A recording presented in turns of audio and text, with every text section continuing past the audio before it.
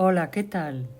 Les habla la narradora y creadora de este canal, donde diseño los vídeos y traduzco del inglés relatos clásicos de dominio público, es decir, obras literarias libres de derechos de autor.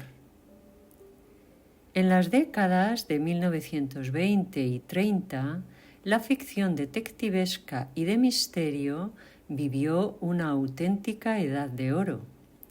Eran años en los que las novelas policíacas, además de publicarse en volúmenes cuidadosamente editados, aparecían por entregas en periódicos y revistas ilustradas.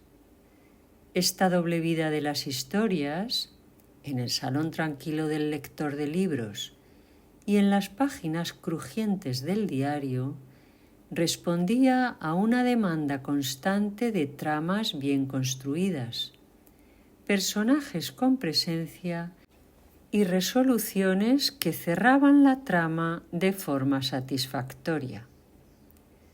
Autores como Edward Phillips Oppenheim supieron cautivar a un público que buscaba no solo resolver un enigma, sino también dejarse llevar por el ambiente y los detalles de la narración. Sus obras de intriga internacional y suspense transcurren en escenarios elegantes, como en los casos de Peter James, en entornos urbanos, en las historias con el ex detective Malcolm Gossett, y como en la presente con el también detective Nicholas Gould, en un ambiente más rural. El relato que escucharemos hoy es otro ejemplo representativo de ese estilo, una historia que combina observación, tensión contenida y un detective que confía más en su inteligencia que en la fuerza. Como los demás relatos de este autor, esta es una pieza que fue concebida en su momento para acompañar al lector semana a semana, cuando se publicaba por capítulos en los periódicos, o para ser disfrutada noche tras noche en forma de libro hasta alcanzar su desenlace. Da comienzo ahora la nueva historia, El rescate del señor Stanley Witt, de Edward Phillips Oppenheim. Nicholas Gould se encontraba por fin disfrutando de una situación envidiable. Tras semanas o tal vez meses, rodeado de sucesos oscuros y tensiones ajenas, había logrado alejarse por completo de cualquier atmósfera de tragedia o melancolía. Ahora, sentado cómodamente en su banqueta de campo, trabajaba con aire satisfecho sobre un lienzo improvisado, en medio del terreno comunal que se extendía a las afueras de un pintoresco pueblo del corazón de Devonshire, en Inglaterra. Frente a él, la escena parecía extraída de una pintura idealizada. Casitas encaladas que brillaban bajo el sol, jardines rebosantes de flores fragantes y coloridas, hogares acogedores con chimeneas humeantes y una población que parecía vivir sin apremio alguno. Jóvenes de mejillas sonrosadas paseaban con canastos, mujeres de gesto afable charlaban junto a las verjas y ancianos de porte digno caminaban sin prisa por las sendas de hierba. Todo respiraba una paz que acariciaba los sentidos y sosegaba los nervios. Era una tierra de prados verdes, arroyos cristalinos poblados de truchas y cielos tranquilos, donde nadie parecía tener obligaciones urgentes y donde siempre había tiempo para lo que de verdad importaba. A su lado, Flip, su pequeña perrita blanca, se entretenía intentando atrapar las moscas que zumbaban perezosamente a su alrededor. Cerca, un hombre de edad avanzada apoyado en un bastón, se había detenido a observar en silencio la labor de Goethe. Su expresión, sin embargo, no era de admiración, sino de ceño fruncido, como quien presencia algo que no termina de aprobar. ¿Le gusta este tipo de pintura, señor?, preguntó Goethe al fin, rompiendo el silencio con un tono cordial. No, replicó el anciano con franqueza, al menos no de la manera en que usted lo hace. Sorprendido por aquella crítica tan directa, Goethe se giró en su asiento. Vio a un hombre de estatura baja, rostro fino, vestido con esmero al estilo campestre, y unos labios que, pese a la dureza de sus palabras, no transmitían crueldad. A juzgar por su porte, Goethe lo habría clasificado como un profesional retirado, quizá de alguna rama intelectual o artística. ¿No le gusta entonces mi modesto intento?, preguntó con una sonrisa irónica. Me parece horrible, respondió el anciano sin rodeos. Llevo un rato aquí, preguntándome por qué un hombre adulto, con un rostro que no parece del todo carente de inteligencia, pierde su tiempo de ese modo. Goethe echó un vistazo a su propia obra, una masa de colores poco armoniosa, que incluso a él le costaba defender, y volvió a mirar a su crítico. Pero me gusta hacerlo, confesó, me divierte. Si le divierte es otra cosa, admitió el caballero, apoyándose con más peso en el bastón. Puede considerarse afortunado de no tener que ganarse la vida con eso. Yo no soy jugador, pero apostaría a que jamás ha vendido una sola de sus pinturas. Tiene razón, asintió Goethe. Las conservo todas para decorar mi estudio. El anciano se estremeció. Debe ser un lugar espantoso, comentó. El reloj de la iglesia al otro lado del campo marcó las 12:30. Goethe, sin alterarse, cubrió el lienzo y empezó a recoger sus cosas. Con el tiempo he aprendido a soportar las críticas, dijo, aunque si me permite, nunca me había topado con un desconocido tan directo. Entonces ha tenido suerte, replicó el hombre. Soy algo así como un artista, y le aseguro que contemplar atentados como el suyo me causa casi dolor físico. Considero criminal a quien añade semejantes horrores al mundo. He de decirle que usted me deprime, suspiró Goethe, aunque estoy seguro de que no lo dice con mala intención. Voy ahora a la posada. ¿Le apetecería un jerez? El anciano apretó el bastón. Aceptaré ese jerez con gusto, siempre que me asegure, por su honor, que ni un solo penique de sus ingresos procede de sus pinturas. Se lo aseguro con toda tranquilidad, respondió Goethe. Caminaron juntos por el campo, hablando de temas triviales. El anciano parecía cada vez más intrigado por su acompañante, y Goethe empezaba a sentir cierta simpatía por aquel personaje tan directo. En los pueblos pequeños uno desarrolla una curiosidad especial hacia los forasteros, comentó el hombre. Llevo aquí 27 años. Soy ya tan local como los gansos del campo comunal, la vicaría o la estafeta de correos. ¿Puedo saber a qué se dedica usted? Ahora mismo estoy descansando, explicó Goethe. Una empresa en la que trabajé me dejó una buena suma y decidí tomarme unas vacaciones. Entiendo. ¿Y cuál es su nombre, por favor? Nicholas Goat. El mío es Stanley Witt. Señor Stanley Witt. Me jubilé tras dedicarme al negocio de antigüedades, libros raros, bronces, joyas. ¿Esa empresa suya era comercial? Goat vaciló un instante. Perseguir durante un año entero al mayor criminal que Nueva York había conocido no encajaba exactamente en esa categoría. No precisamente, dijo al fin. Es el tipo de experiencia que solo ocurre una vez en la vida. Llegaron a la posada. Al entrar y atravesar el acogedor bar-salón, Witt lo detuvo con un gesto.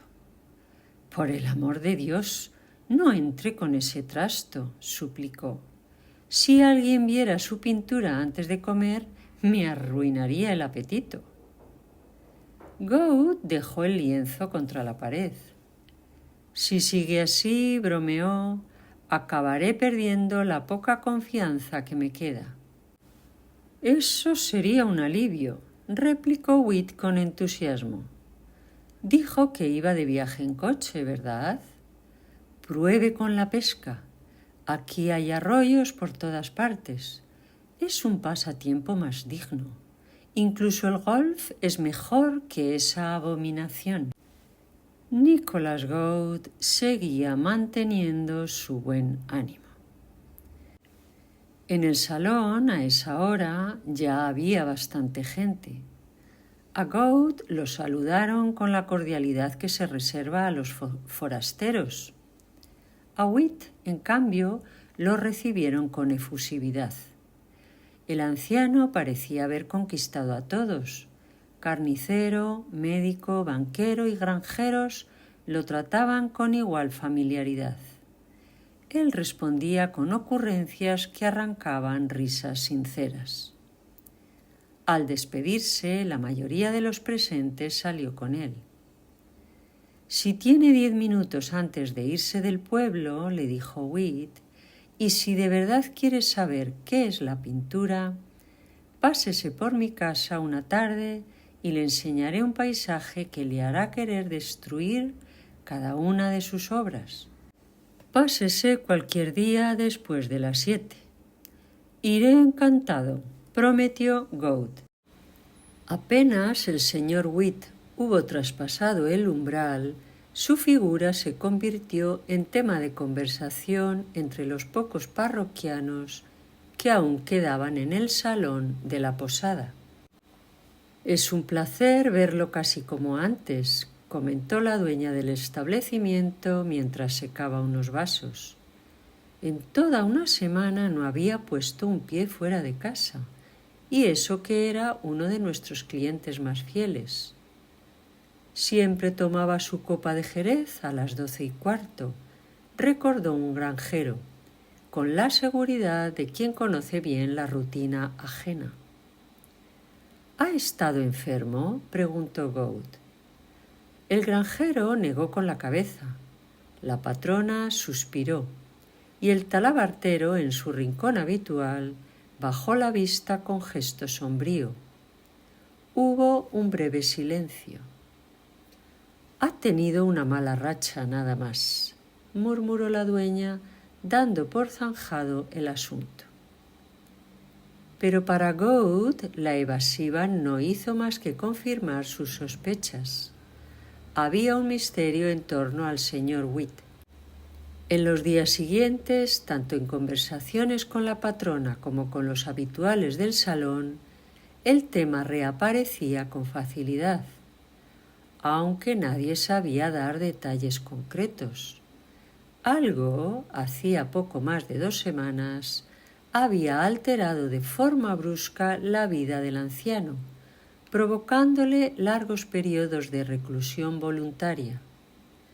Rumores imprecisos hablaban de valiosos objetos enviados por tren a Exeter o incluso a Londres, y siempre que la conversación rozaba el tema del dinero, el gerente del banco se retiraba del grupo con un silencio tan denso como revelador. Gould, movido por su natural inclinación a escarbar en lo oculto, comenzó a darle vueltas a la posibilidad de un chantaje, delito del que conocía más de un caso. Trató de acercarse de nuevo a Witt, pero el anciano no volvió a dejarse ver por la posada. Finalmente, una templada noche, tras una cena reconfortante de ternera asada con bacon, tarta de frambuesas y un generoso trozo de Stilton, Gould decidió subir a pie por la calle principal. Flip, como siempre, caminaba a su lado. Su destino era la segunda casa en la cima de la colina, el domicilio del señor Witt.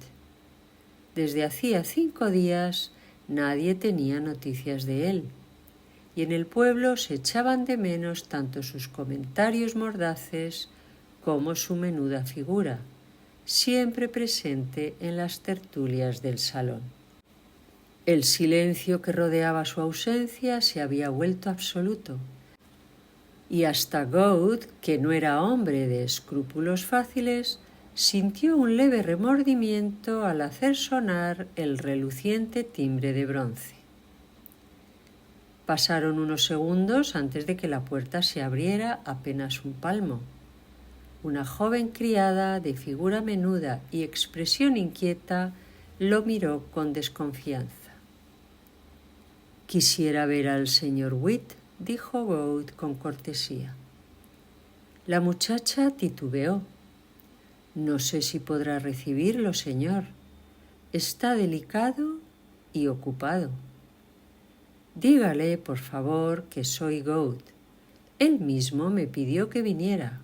No le robaré mucho tiempo». La criada se retiró, dejándolo en un recibidor modesto pero decorado con piezas escogidas. Un reloj de péndulo georgiano, una mesa Chippendale con un jarrón chino. A los pocos minutos, una puerta en la planta baja se abrió con brusquedad. Witt apareció, con la camisa sin cuello, las ropas cubiertas de polvo y un martillo en la mano. «¿Qué desea?», preguntó secamente. «Vengo a ver su cuadro. Usted me ofreció enseñármelo. La verdad, estos días he estado algo desanimado con mis propias pinturas». «¿Desanimado? No me sorprende», respondió con acidez. «No puedo enseñárselo ahora. Estoy muy ocupado. Venga dentro de una semana». «Pero dentro de una semana no estaré aquí», insistió Gould. «Solo estoy de paso. Tal vez mañana me marche». «¿A pintar más cuadros?», ironizó Witt. «Exactamente. He terminado uno con la torre de la iglesia y los gansos en primer plano. ¿Qué fondo tan extraordinario ofrecen esos gansos? Estoy pensando en ir hacia el sur, a buscar los colores de los páramos». Witt se estremeció de nuevo, como si la imagen le resultara incómoda. «Entre», dijo de pronto, apartándose de la puerta. Gould lo siguió hasta una sala más amplia y luminosa de lo que esperaba, aunque dominada por un desorden evidente. 2 grandes cajas de embalaje, una ya medio llena de libros y estatuillas envueltas con esmero, descansaban abiertas. Las estanterías y repisas mostraban huecos desoladores. Witt lo condujo hasta un lienzo colgado en un rincón. Era un paisaje de colores profundos y armoniosos. «Esto sí que es arte», dijo con orgullo. «Dudo que usted lo aprecie, pero observe la perspectiva, la agrupación de las figuras. Si intentara pintar vacas de ese tamaño, se saldrían del lienzo. Fíjese en la belleza de los colores, en la inclinación de la lluvia en el horizonte. Apenas sugerida, pero está ahí. Si lo mirase el tiempo suficiente, quizá abandonaría su paleta para siempre. Sé lo suficiente para reconocer que es magnífico, admitió Gould, y veo que también posee piezas valiosas. Ese bronce, por ejemplo, es una maravilla. Lo es. Me costó 90 libras en una subasta en Exford. Y ahora va a desprenderse de él, observó Gould, señalando las cajas. ¿Puedo saber por qué? Eso no le incumbe en absoluto, respondió Witt con frialdad. Gould se acomodó en una silla sin esperar invitación. ¿Podría quedarme un cuarto de hora? Me gustaría fumar un cigarrillo con usted, si no le importa. Bueno, estoy esperando a un visitante, replicó el anciano, dudando. No me interpondré. En cuanto llegue, me marcho. Pero es que no quiero que usted esté aquí cuando llegue. Gould sostuvo su mirada con calma. Señor Witt, usted fue muy franco conmigo el día que nos conocimos. No me incomodó. Y ahora voy a corresponderlo. ¿Por qué vende todas sus pertenencias? ¿Por qué se comporta como si fuese un fugitivo? ¿Por qué guarda recortes sobre el asesinato en el Banco de Frankfurt? ¿Y quién es ese joven que vive ahora en su casa? ¡Qué insolencia!, estalló Witt. Nada de eso, replicó Gould. Si no creyese que puedo ayudarlo, no habría dicho nada. Witt exhaló un suspiro resignado. Por primera vez, la presencia tranquila y segura de Gould le inspiraba confianza. ¿Ha leído usted el caso del asesinato en el Banco de Frankfurt?, preguntó, señalando los periódicos apilados.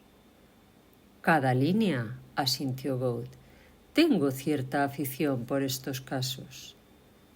¿Sabe entonces que mataron al cajero y que 2 empleados de la oficina central, que debían comenzar sus vacaciones al día siguiente, desaparecieron? Así es. Los nombres eran Stephen Hannaford y... Se interrumpió. ¡Cielo santo! El segundo se llamaba John Early Witt, concluyó el anciano con amargura. El Early lo tomó por herencia materna, pero John es mi hijo.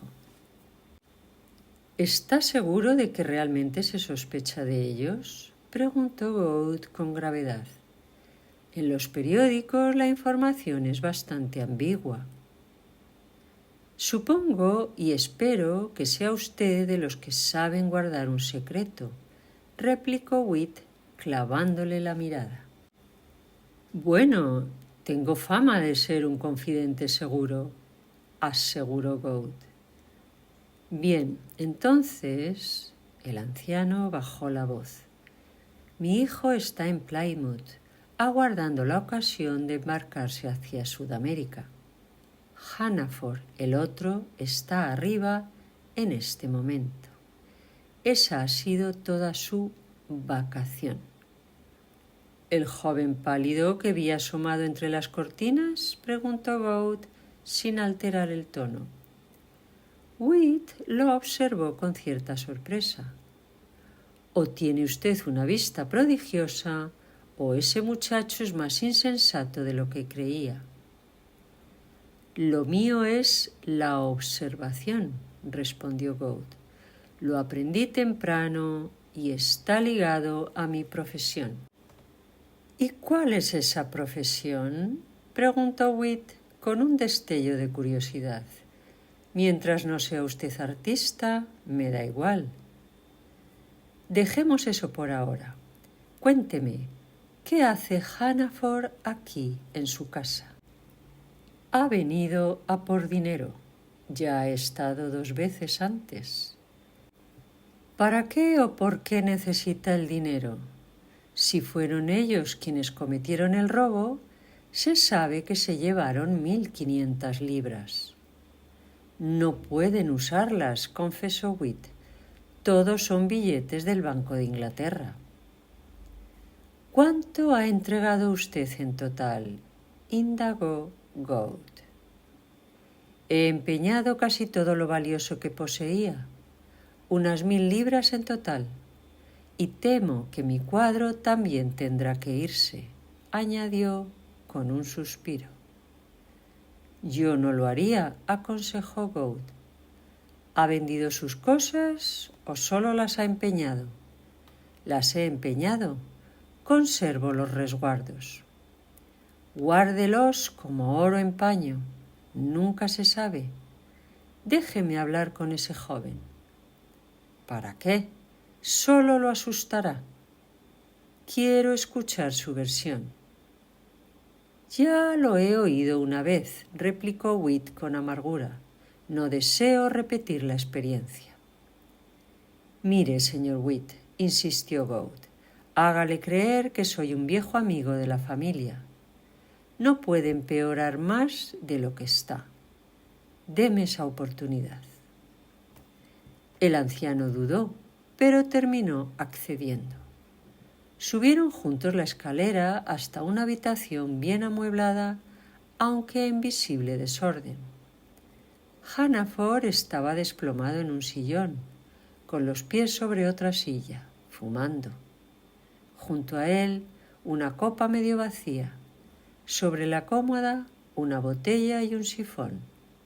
Las ventanas cerradas y el humo denso creaban una atmósfera sofocante.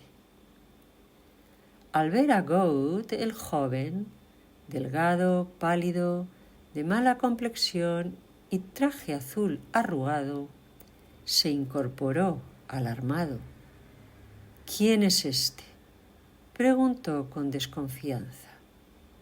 Un amigo, respondió Witt. Puedes hablar con él. ¿Qué quiere? Gould se sentó en el borde de la cama. Solo hacerle unas preguntas. Tal vez pueda ayudarlo. ¿Qué les llevó a hacer lo que hicieron?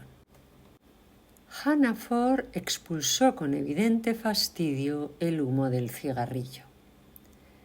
John y yo siempre estamos sin dinero. El banco nos paga una miseria, pero espera que vivamos como caballeros. Teníamos deudas. Sabíamos que tarde o temprano nos descubrirían y despedirían. Pasamos 2 meses en la sucursal de Frankfurt el invierno pasado. Era imposible no ver lo fácil que sería. Lo hablamos hasta que no pudimos pensar en otra cosa. El día que lo decidimos, sabíamos que el cajero tendría al menos 1.500 libras para pagar las nóminas. Fuimos y lo hicimos. Robar es una cosa, observó Gould. Matar es otra. No queríamos disparar, protestó el joven. Ninguno había empuñado un revólver antes. Solo queríamos asustarlo, pero el arma se disparó. ¿Quién la sostenía?, preguntó Gould. El joven calló un momento. Juramos no decirlo nunca, murmuró al fin. ¿Y por qué quiere tanto dinero de Witt? El viaje no cuesta tanto. Pagamos a un tipo que nos vio cerca del banco, sabe dónde está John y nos está exprimiendo. Y estar escondido también cuesta. ¿Había tenido usted problemas antes? No, y no me gustan sus preguntas. Sáquelo de aquí, señor Witt. Bastante tengo ya. Gould se levantó despacio. Es un mal asunto, admitió, y no creo que nadie pueda ayudarlos. Exacto. Lo que necesitamos es el dinero y pronto, replicó Hannaford con brusquedad. Y no se quede sin whisky, señor Witt. Mis nervios no aguantan la noche sin él. De regreso al salón, Whit parecía más abatido que nunca. Gould le dio una palmada en el hombro. «Escúcheme, no venda nada más hasta el jueves y no deje que ese joven se marche antes de que yo regrese». «¿Es que tiene algún plan?» «Nada concreto, solo una idea, pero es importante que siga aquí cuando vuelva». Whit asintió, resignado.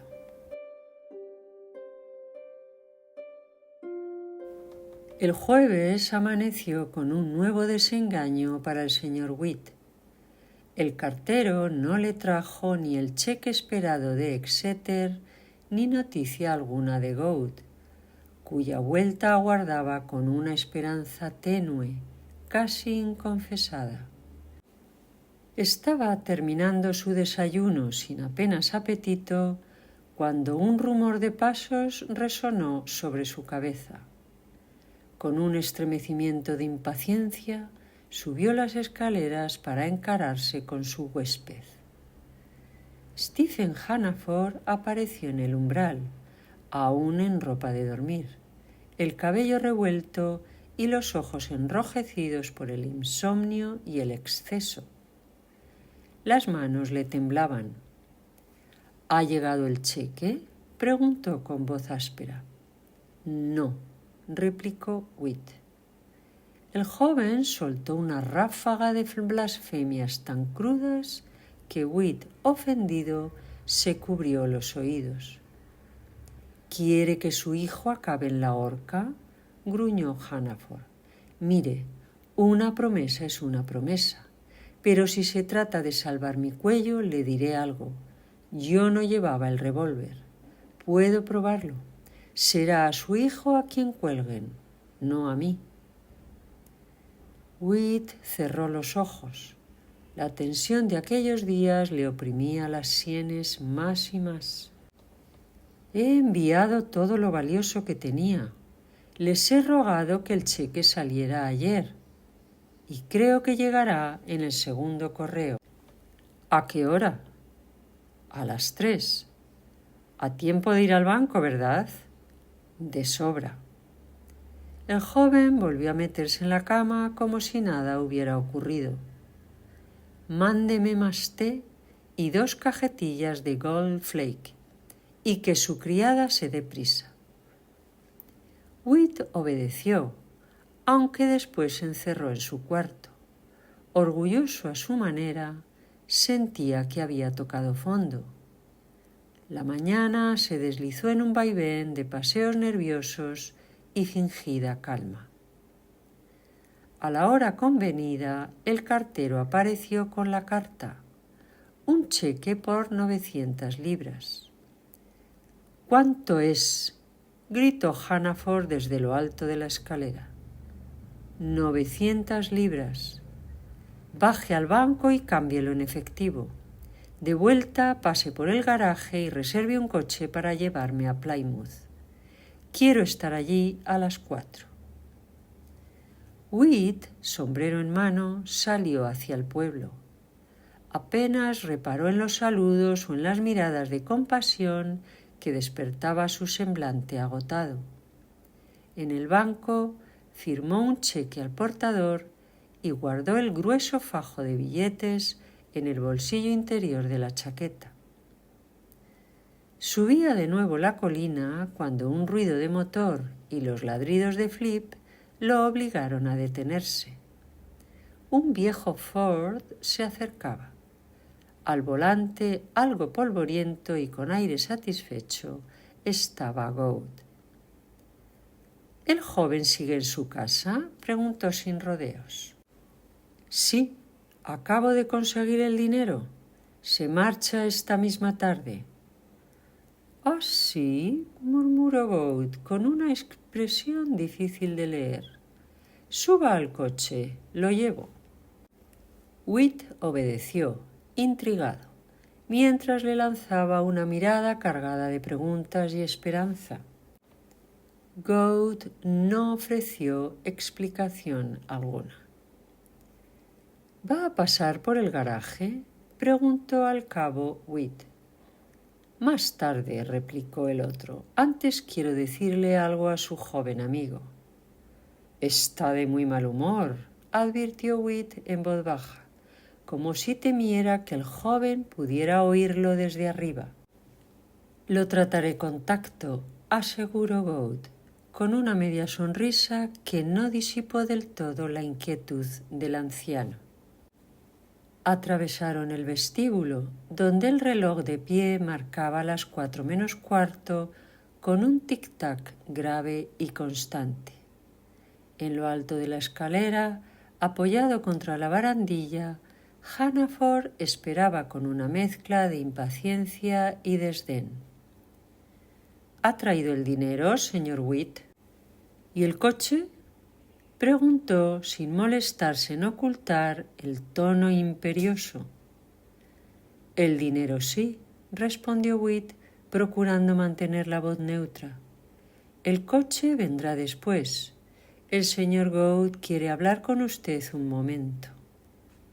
Al diablo con el señor Gould, replicó el joven, con una mueca de fastidio. No tengo tiempo para tonterías. Gould dio un paso al frente sin perder la compostura.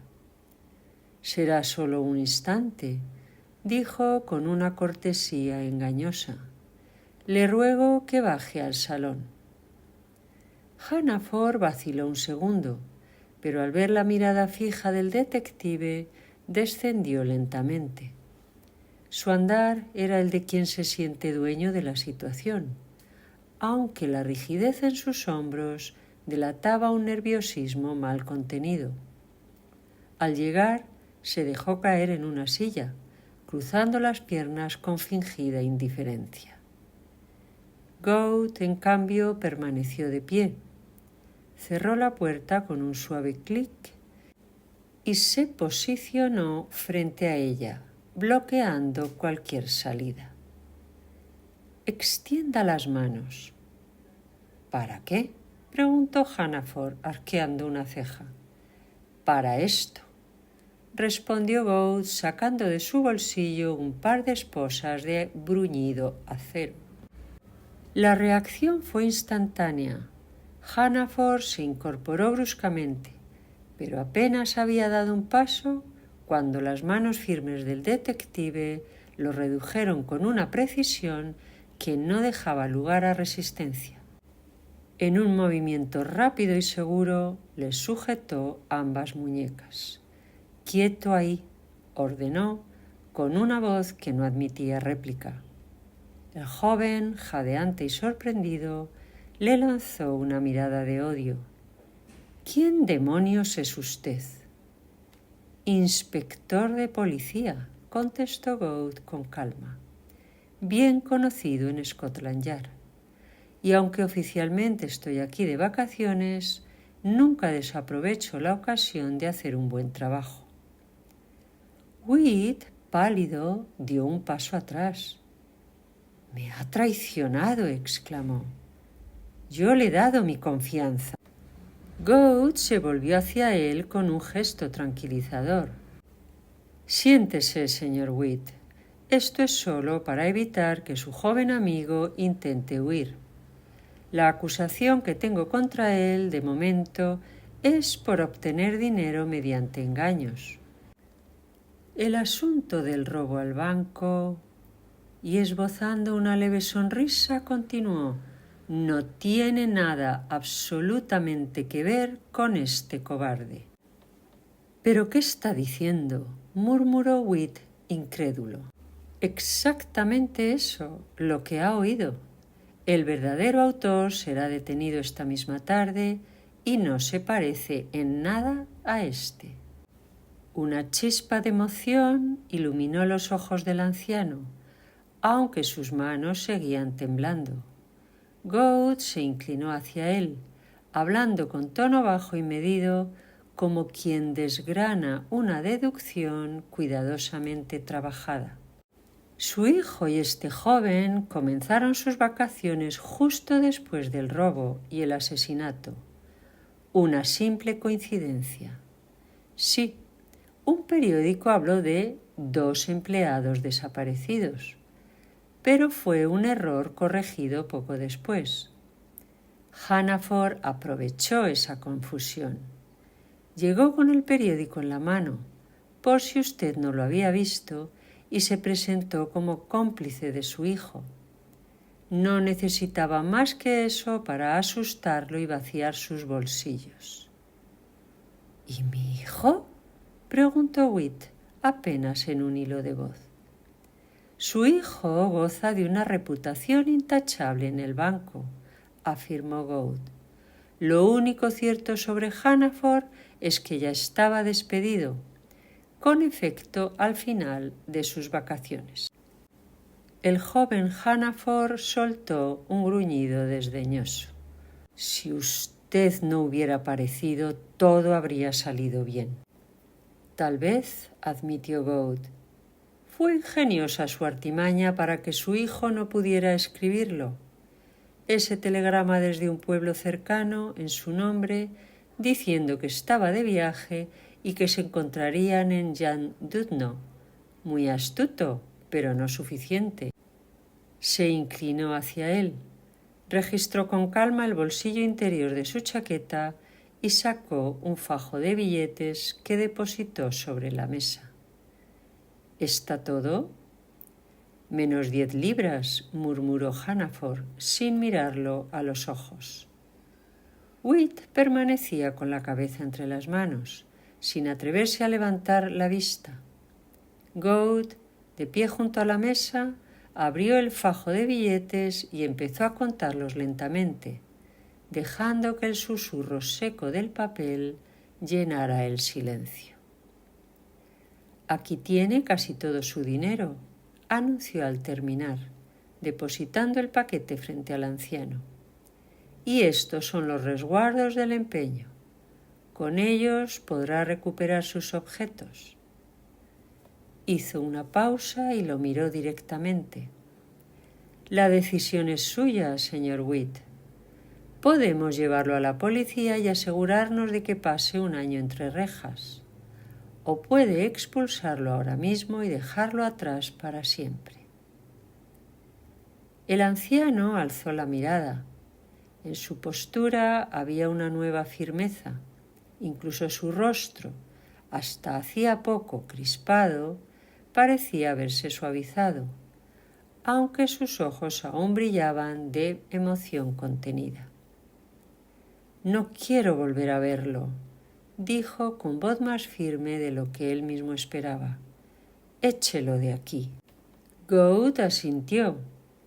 Con un gesto rápido retiró las esposas y, sujetando a Hannaford por el cuello de la chaqueta, lo condujo hasta la puerta principal. La abrió de par en par y sin ceremonias lo lanzó al exterior, haciéndolo rodar entre los rosales del jardín.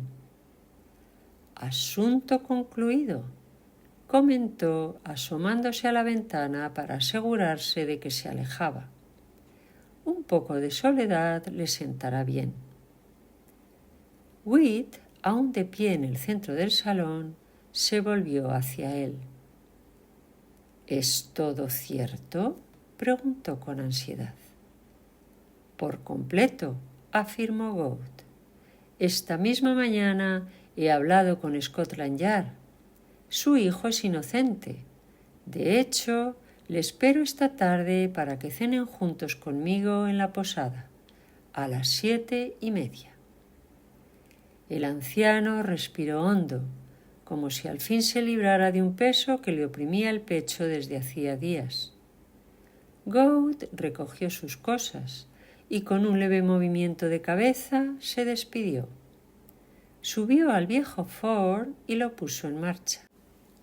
A la hora convenida, Witt entró en el salón de la posada, rejuvenecido, acompañado de un joven alto, moreno y de porte franco, su hijo.